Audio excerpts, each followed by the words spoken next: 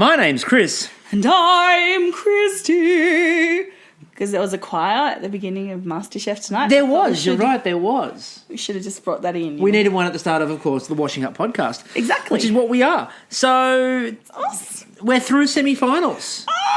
We're through the semi-finals. Does anyone have any nails left? I'm sure somebody does. I want to know if they have a defibrillator on the gantry. Just to, sounds like my heart stops. I think everyone's. Well, the good news was that Ray was up there, and as a doctor, he's sorted. yeah, again, Ray could take care of it. So, And technically, if everyone has a hand on the metal railing, you don't need one zap to get everyone going again. as long as they were still clinging onto the metal railing as they died. Yeah. So what they had tonight was they got right down to business. How down to business did they get? Well, first of all, they did a very brief moment of showing everyone's backstories and showing them all. By the way, they weren't in the house. I'm assuming that once everyone else left, the lease on the house was kind of passed in. And they were just staying at like serviced apartments alongside the Yarra. But I guess as well, right, they probably had to put up everyone else who's come back, and you can't. They've all got the house. They've all got the house. So the contestants got serviced apartments on the Yarra, and Ben with a beautiful sort of scarfy cravat. It wasn't quite a cravat. It was a scarf. Yeah. But looking awfully European, looking very European, which looking was good. like a Nespresso ad, really. Which was good because I don't think we've heard Ben. We've heard Ben talk about Dutch heritage a lot, but not in one condensed space as much as we did tonight. No, and not seeing his Oma. I'm pretty sure it's the first time we've seen her. No, well, you mentioned it before with the speculators. No, he mentioned her, but didn't show her. Tonight was really overloading that. And then they had them all sort of sitting around the house looking pensive and all going through their backstories. Then Diana, practicing with some finger lime. Yes, she was. And Karlie was sitting cross-legged, probably reading some Mandarin text. And I finally got the link, by the way, to her heritage. She cooked mandarins for her dessert. Oh!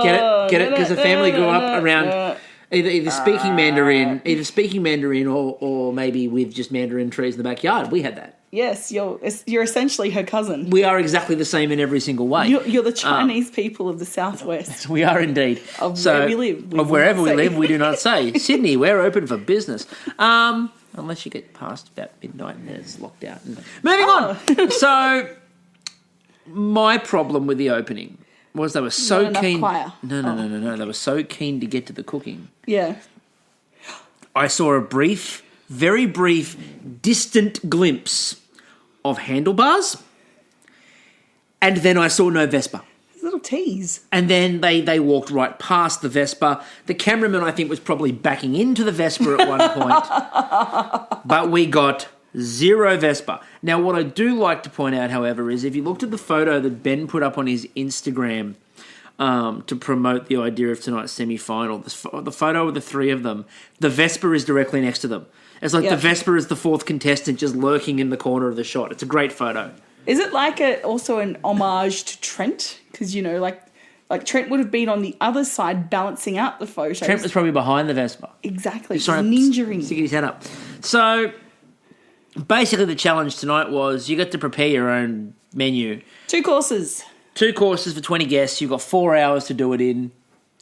Have at it. That was it. Do it.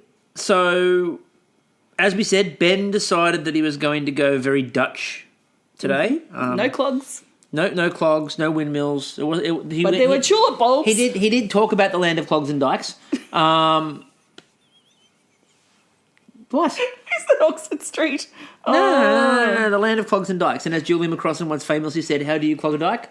With your finger. So, a dike, it's a wall with water and you put your finger in the stopper. What are you thinking? Nothing Giggling. I didn't do in my early 20s. Is Lower Town flooding funny to you? Disappointed. Anyway, moving on. So he decided to go with Dutch spices. As my colleague in podcasting, Thomas, pointed out, does every country have their own spices? Yes. They're specific Dutch spices? Yeah, you go to Southeast Asia and it's like chilies and Yeah, but does every country just have their own one that is just called that country spice? Yeah, no, because then you go to like say to America and you got all the Cajun flavors, like a fusion. What's New Zealand spice? Sheep. But then you get to England. I and thought it was they've going to got- be. I thought it was going to be like grounded up rations. Yeah, but you then get to England and you get ginger, sporty, Sadness. no baby. I know. Scary. I knew you were going with that. Gosh. Don't try to derail me to New Zealand and make me have to do a shitty New Zealand joke because I'm trying to get to my punchline. My rations joke was far better. The idea of ground up rations as being like New Zealand. I'm just coding it for the fryer, bro. Let's go shrimping. Put on your... Anyway, so pumpkin and Dutch jandals. spices are the flavours that he was going for. This was his dessert. So he starts with his dessert. And at one point he had the ice cream explode sort of everywhere. It was that pressurised in And- the kitchen. Boom. And I mean, he was Cooking like my mum. That's how I would cook if I want a Masterchef. Everything just be explosions. Yeah, but that's all you do. You wouldn't worry about plating anything up. You just explode it everywhere. What are you going to do? It's like Willy Wonka. Lick the wall. They The wouldn't snozberries taste like snozberries. They wouldn't need the Masterchef logo exploding at the end of the ad break. It would just be whatever I was cooking. Christy, can you manage to get it? Oh, gotcha. Boom. So, he had 3 churners going at once. He meant business. Yeah. His ice cream... Not his record. He had No. what, 6 at one point. His ice cream exploded all over him, and there were a couple of... I'm not going to name you, Kira. ladies. Kira, Courtney. I'm not going to name you. That's just names that happen to come out. They could be called Kira and damn, Courtney. my shirt's dirty. I better take this off. Yeah, it was very much like Ben's going to take his shirt off. Yeah. He's so good to take his shirt off now. That's it. Where are the abs? Where are the abs? We want the abs. See, I think he's saving it for his Zoo Weekly spread. I presume that's what happens to all masters. Went in the booty bank. Yeah. Ben's in the booty bank. Poor old Mr. Ballsack. With the tattoo of Richard Marsland's face on his... Anyway, Diana, short ribs, and they... Oh my God, that looks so good. Soy, oyster, and brown sugar, and the marinade, it just looked incredible.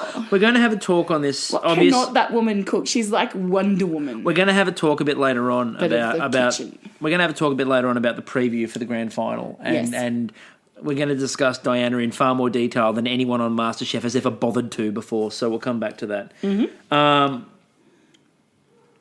Ben was lacking a little bit of organisation at this point in time. He was very behind. He was frantic. He was panicked. He was galetting and giving us all fucking heart attacks. Like, I'm going to gullet these pumpkins. It's only going to take me half an hour, Shannon. And Shannon comes back half an hour later. He's like, Ben, you're going to have that done by now. And Ben's like, fuck. And that was one of the other things I actually genuinely liked about this episode, because everyone else has sort of got a persona when they talk to the contestants, and you sort of expect it. Like, there were moments in this episode, we'll get to it in a minute with Karlie in particular, where you know what Gary or George would do, and you know what Matt Preston would do. Shannon Bennett Is authentic. I genuinely appreciated what Shannon Bennett did tonight. And again, when we get to Karlie, we'll do it a bit more in depth. But I thought that the way that Shannon Bennett handled that kitchen tonight was superb. I really did. There was no coddling, but he wasn't being harsh for the sake of being harsh. He was bang on what he needed to be. Now then, Karlie decides that she's doing crayfish as her protein. Go on. Get it out of your system. It's one of the things I won't miss about MasterChef when it finally wraps up tomorrow night. Yeah. Nobody walks around and spends all of their time talking about their protein unless they are actually somebody who spends most of their time in a gym or focused on weight loss, weight gain, whatever that might possibly be. Or my year mad 9... gains for days. Yeah. Or my year 9 science class. Or your year 9 science class, yeah. We were learning about proteins and the teacher accidentally said protein instead of protein. So that song, I've Got the Power, was also out. So the kids in class with the clowns came up with, I got the protein. So every time I hear protein, that's what jumps in my head. And now that you've said protein, I'm hearing poutine, and I'm now thinking about cheesy curd chips from Canada. You can get those in Sydney. You can. I didn't go very well last time I tried it. Oh, that's a shame. Lord of the Fries. It didn't go very well. And again, that was when we were visiting Sydney, obviously. We don't tell anyone where we live. No. But back at the ranch, back at the Masterchef. Back at the ranch. Then we had the moment where Diana nearly had a problem, where she nearly overboiled the stove. I look away for a moment and it starts to bubble, but then she turned around and saved it. Yeah. Well, she had everyone on the gantry going, "You milk, Diana! It's boiling over, Diana!" As everyone, as Lisa Romano referred to it on Twitter, the Verbena volcano. Yes. I mean, I tweeted out tonight that when I finally have a baby, I'd really like the gantry to be there because they're really good support. Like, you just say, push, keep pushing. You know what? Knowing what would be coming with that, I'd like the gantry there too. Yes. It's like they're whipping up a few things on the I side. just think they can just help deflect, attention and give me a bit of, help. Now, one of my favourite lines of the night came up when Ben was talking about, the complex nature of all of his first dish when he finally remembered that he had a main to do. Yes. I've got beef to cook. Well, he's got the beef and he's doing all that, and then he says, "I'm doing tulip bulbs," and everyone goes, "Tulip?" And then you hear Benita just go, "Can you eat tulips?"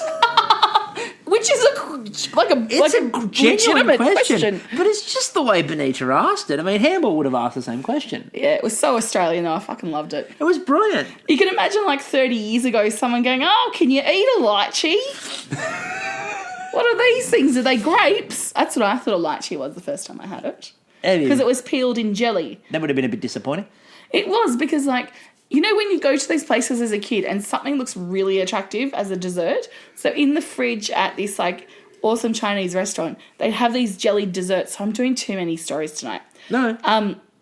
And so I'd always order one and always be disappointed because of the lychee. You've got a very bad track record at Chinese restaurants grabbing something and finding out it's something else, don't you? Look, just because one of our first dates involved me ordering tripe thinking it was flat noodles. Exactly. And we had that experience the other night where, not for you, but with Mum. That's right. And she's like, "Oh, look at these noodles." And I'm like, "Mum, that's tripe." And she's like, See? Oh, no, it's not. Easy mistake to make. Look, she's a butcher's daughter. She should know better. Anyway. Easy mistake to make. Moving on. Karlie then had her big moment. Yes. And much like our cats just had their big moment there, which you just heard in the background. Karlie's big moment in the main course was she burnt her prawn heads. Ugh. Now, we hadn't seen much of Karlie up to this point in time. No, and Shannon just kept going to her, everything's going well. Whenever they came back to her, he goes, "Calm down, everything's fine, everything's sorted." And this is where we got what I refer to as dismissive, supportive Shannon. When she goes, "I'm just doubting myself. And rather than the soft and caring response that you would expect, which is "Oh, it's okay, yeah? You're a great chef, yeah? You're here, yeah? It's the final 3, yeah?" Yeah. What we got instead from Shannon was, "What do you mean you're doubting yourself? Just pull yourself together." And the thing is, he gave that to everyone tonight. Yep. He wasn't coddling anyone. Like, Ben here was coming down like a ton of bricks. Diana, he barely had to because she was just... Like Diana is just so fucking good. Like, we've seen her just churn out shit no sweat. Other people are... But he was highly supportive in the way that he did it. Because what he did, and what I really liked about the way that he did it, though, is that, if you are winning this competition and you are going to end up with a career in food... You can't have that attitude. You can't get to that point where you need to just sort of go, I don't know what I'm doing, and you need someone to stand over the top of you and go, "Oh, it's okay, it's okay." At this point of the competition, and especially in a service challenge, the answer is plate up. And I guess it would also come across as a bit of favouritism if you were using that tack on someone. It could also come across as a bit sexist as well if you're using that. But he did it to everyone and did it beautifully in terms of the way he handled it. And he did it again later on too when Karlie was late with the plating up. And rather than what sometimes you'll get where is, "Come on, you can do this. We know you can do this." Shannon just stood there and very even-handedly, because he's running this like a competition, because it is, Shannon's just very even-handedly standing there going, "Karlie, I'm supposed to have 4 plates." And she's going, "They're just 5 minutes. They're coming." And Shannon's like, "No, Karlie, 4 plates now. Yeah. Service, 4 plates. Where are they?" And again, he wasn't being unfair, and he did it to everybody. He was standing over the top of Ben at one point, almost yelling at him about, "What the hell do you think you're doing? You can't cook all this in time. I can't cook all this in time. Yeah, how long is that beef going to take? What are you doing? How long is beetroot's going to take? Why haven't you started the beef? Are you sure you can cook the beetroot?" And then when Ben said 45 minutes for the beetroot and he looked up and there was 50 minutes, he went, "Wow, that's the quantity not going to work. Okay, you're way behind. You are way behind." But Ben then rose to the challenge and went, "All right, I can't roast them, I'll pickle them." And he was a bit dubious about the flavour profile, but it worked. Seemed to work. I also felt that some of the poor contestants up on the gantry... I thought you said pork contestants. Well, Sarah was there. Sarah is a pork contestant. She is. She works for Australian Pork. But some of the poor contestants up there, it sounded like they were being, well, the ones who didn't really get much TV time, had been given lines. So they all got to say something. And some of them, it just sounded so unnatural coming out of their mouths. A bit like, again, the comment of, can you eat tulips? You just hear a few like papers rustling and going, you can do it, Ben. Think of your children. Think of the cauldron. Cauldron. Cauldron? The cauldron. And so Ben was way out of time. Way out of time. I don't know. They missed the whole bit where he caught up, though. They showed the real pressure bit, you know, the bit where you think he's going to throw in the towel and storm away. And that's the bit where, you know, it's like people on the gantry go, but I am Ben Ungerman. No, I am Ben Ungerman. But they didn't show him quite catching up. Like, I didn't see the galettes getting finished. I mean, it was the moment when he pulled out the beef, and then cut the beef, and they did the whole, I'm worried it's not cooked, and he cuts it, and the second he cuts it, you look at it and go, that's absolutely perfect. I want that in my face, dude. Right, that was give me the end bit. It looked absolutely perfect automatically. So you know, you knew from that point onwards that he cooked it perfectly, and it was probably going to be fine. But yeah, you didn't really see the recovery. It was just like one moment he was dead, and the next moment it was like, oh, no, he's not. I'm blushing pink. So Diana started Wagyu, mushrooms, greens and grain, and they were the Wagyu ribs. 9 components. The Wagyu ribs, done. And they looked sensational. It's like she went through that with her shield and her sword, like, and you were ready for this. And then, you know, the smoke clears and she's like, have I done it? And she looks around and she's like, all my components are done. Ready to plate. Yeah, they had a couple of those misleading moments where it's like, I go and I check and I look and then I realise, pause, I did everything. Yeah. And then Ben did the same thing. I look at it and it looks great. Yeah. And they did a few of those ones and you're like, oh, guys, the music cue guy didn't know what to do. He's hitting buttons. Happy, sad, confused. Question mark button. The editors did a brilliant job tonight, though, building the tension. Then Ben brought up his dish and he had a million questions that he was asking about it as he goes, I'm bringing it to the table. And then all these questions are running through my head. Will the onion light Why are up? there so many songs about rainbows? What's on the other side? All of those sorts of questions that he was asking himself as he brought the plate up. Who killed Monty Burns? Then he set fire to the onion skin.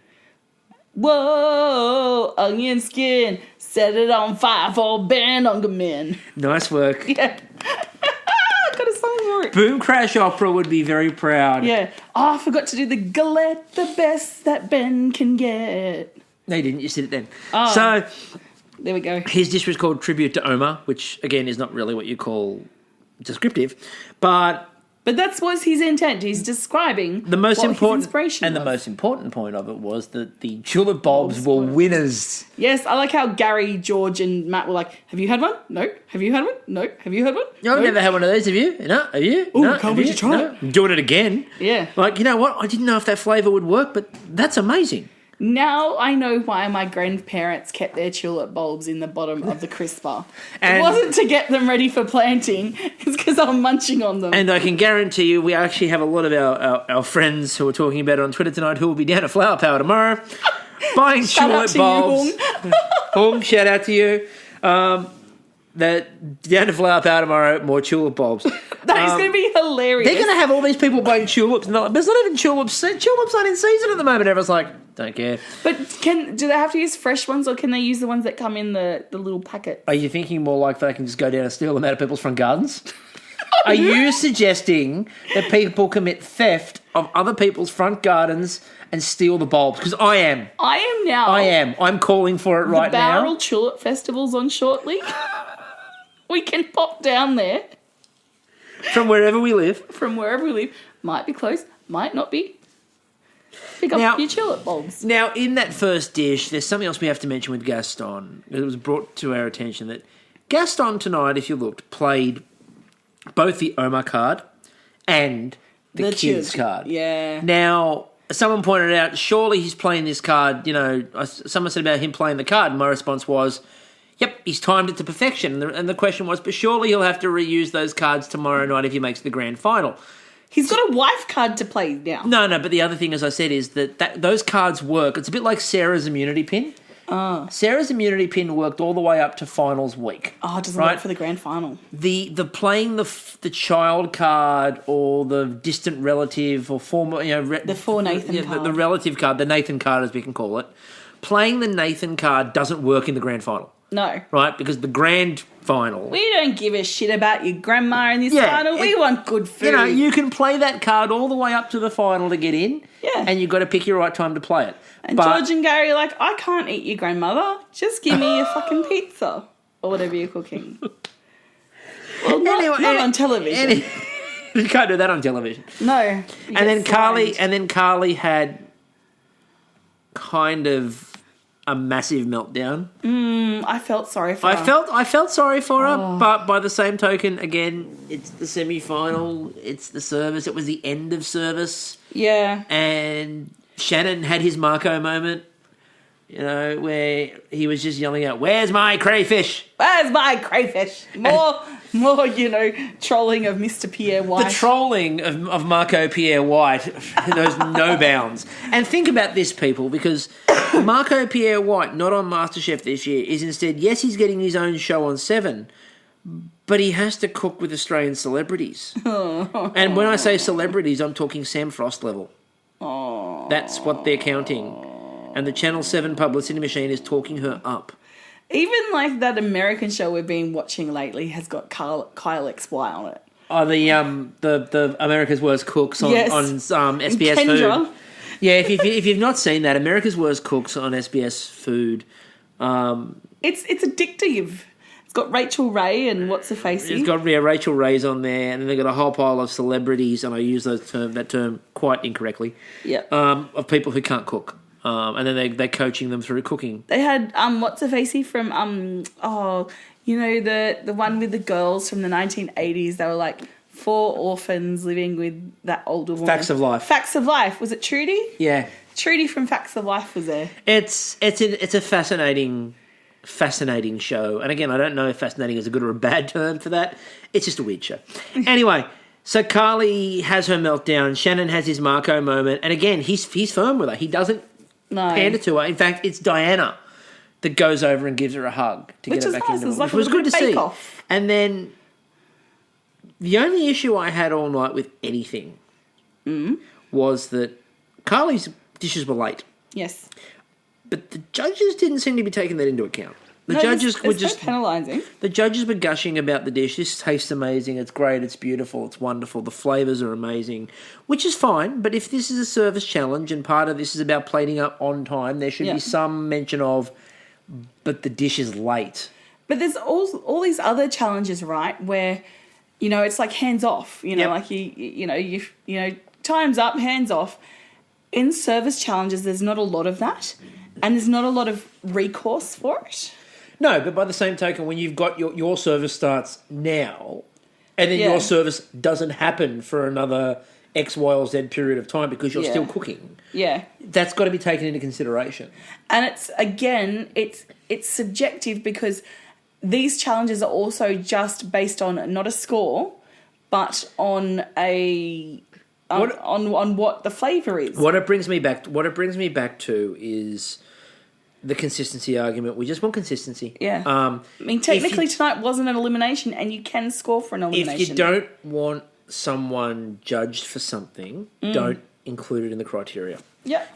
Again, if you don't want service to be part of it, then don't make the service part. You've got to be on time. Here's where you got to serve. That's it. But anyway, the dishes all for the first round went through pretty well. Yeah. Then we get on to the second. Now, the second seemed to go fairly smoothly most of the way. Yeah. For Diana, we know it did because we didn't see her. Come back to Diana in a moment. Karlie had the big drama. The syrup wasn't right. She didn't quite know what to do with it.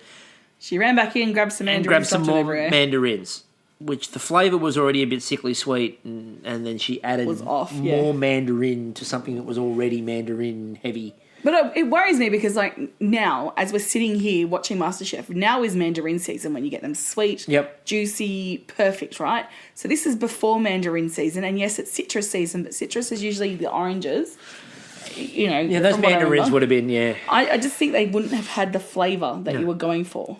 Probably not. Diana. We'll talk about Diana before we get to the Karlie and Gaston judging.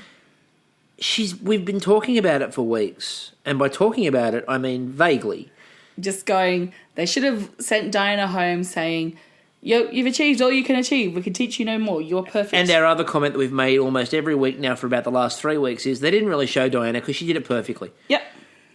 That's been the problem for Diana, is that Diana has actually been so damn consistently good in the last few weeks. There's been no drama. There's been no wild flailing. You've got to flail to get on camera. And she hasn't been on anyone's radar for, like, in terms of the top 2. Top 3, yes. Top 4, yes. Yep. But top 2, not been on people's radar, and particularly ours. Like, you know, I had her in maybe the top 4. Yeah, I had her at 4 or 5 because I thought Eloise would get there. But with Sarah going home, fucking thanks, Sarah. Anyone's up for it. Thanks, Sarah. As we saw tonight, Gaston and Diana. Yes, so Diana Gaston and Wonder Woman. Diana's was brilliant. There's no story because it was just that good. Yeah. And you didn't even have to question it. You're like, okay, she's through. Yeah, her rice pudding. Then Karlie served it up. And again, the mandarin syrup looked interesting. The ice cream looked great. And then you know you're in trouble when Gary looks at it and goes, you know what I love? The look of it. But yeah, that's usually a big tell right there. And they said that the ice cream was wonderful, but the mandarin sauce was bitter, didn't quite work, nothing balanced. Yeah. Then you knew that if Gaston managed to get his up and make it work, that it was over. Yep.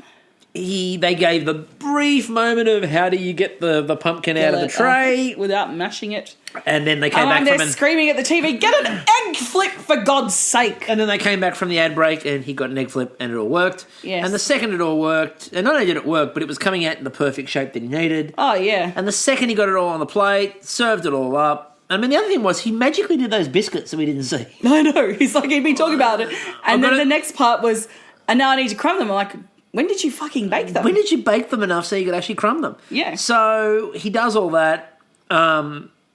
Gary absolutely loved it. Yeah. As did everyone else. And the second that happened, it was over. And look, Karlie knew it. Karlie knew when they started doing the appraisal, and then when they said about that to Karlie, and before they even got to the I'm sorry bit, Karlie went, yeah, I know. Yeah.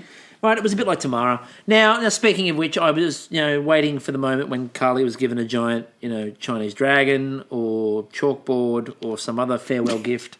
No, nothing. I believe that's what we're doing now in MasterChef world. We're giving little gifts. We're giving big gifts out at the end.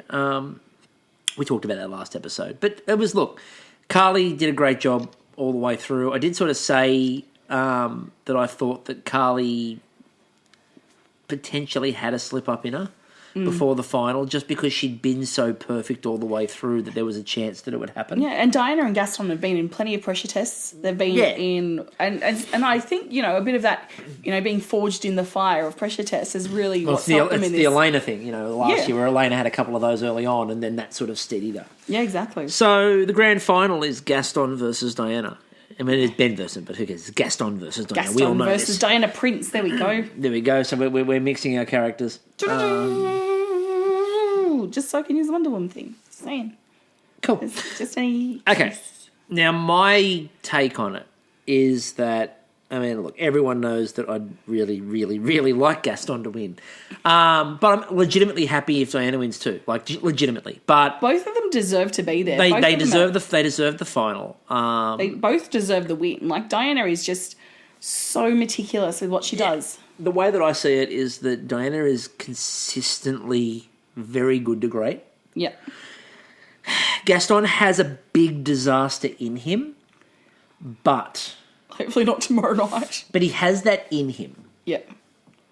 But when he hits, he's got this extra gear which is like outstanding. Yes. He has this ability to produce something that is just a take your breath away wow moment. Yeah, well, you look at that 105 steps, that he just took it to another level and smashed it out of the park. Heston Week and things like that. Yeah. And I think, for me, the reason why I give the edge to him is that I think there's far more risk of him doing something and messing it up and losing it. But as we saw tonight, he's able to kind of think on the spot to correct it. And fix it. Yeah. And there's more chance of him doing something and having it get away from him. Yeah. But there's just as much chance of him then producing the most outstanding dish that anyone's ever seen and blowing it away. Exactly. I think Diana will be at an incredibly high level consistently. Yeah. I think that if he can keep close to her and then just produce something outstanding, he wins. That's the way I look at it. If there's no fucking ice cream from Gaston tomorrow night, he's dead to me. It's like, come on, dude. I don't know. I'd like him to win without one. I'd really like him to win without one. Oh, to shut up the naysayers. Yeah, I think that'd be good. Yeah. I'd love to see him win without needing ice cream to do it. But again, if he uses one, he uses one. So be it. It's what's got him to the final. So I think we've got two really outstanding chefs. Now, what we need to do before we go, there's one other thing I need to do. Okay. Oh, yes. I need to read. It is Poetry Slam time, people. Poetry Slam Corner. Now, this is from a new poet, although one who's been on the scene for a very, very fair amount of time this season. She's more well known for her puns than her poetry. She definitely is. So this is Ashes and Gels.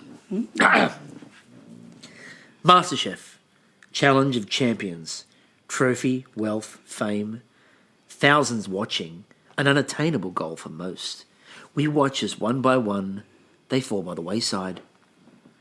Finally, in this golden week, one shall emerge victorious from the ashes, foams, gels and ice creams of the battleground that we have come to call the Masterchef kitchen.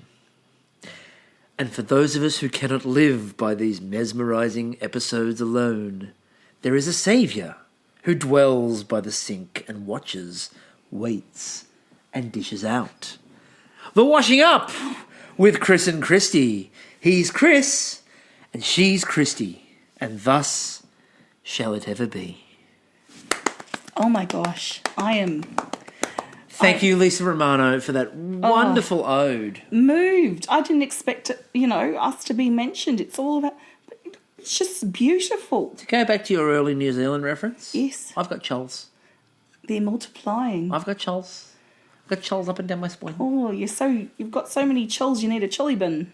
I do. It's choice, bro. Thank you, Lisa, for that. Really appreciate it. That's awesome. So tomorrow night... Yeah. Now, again, normally we don't do a Monday, we do a Tuesday, but obviously there's nothing on Tuesday. Mm-hmm. So therefore, tomorrow night, after the grand final, yes, we will be broadcasting the grand final episode for MasterChef 2017. I can't believe it's over. Neither can I. So close. Obviously, we are still very hopeful in the next few weeks of having a few more bits and pieces relating to MasterChef, but nothing confirmed yet, so just keep a listen out for that.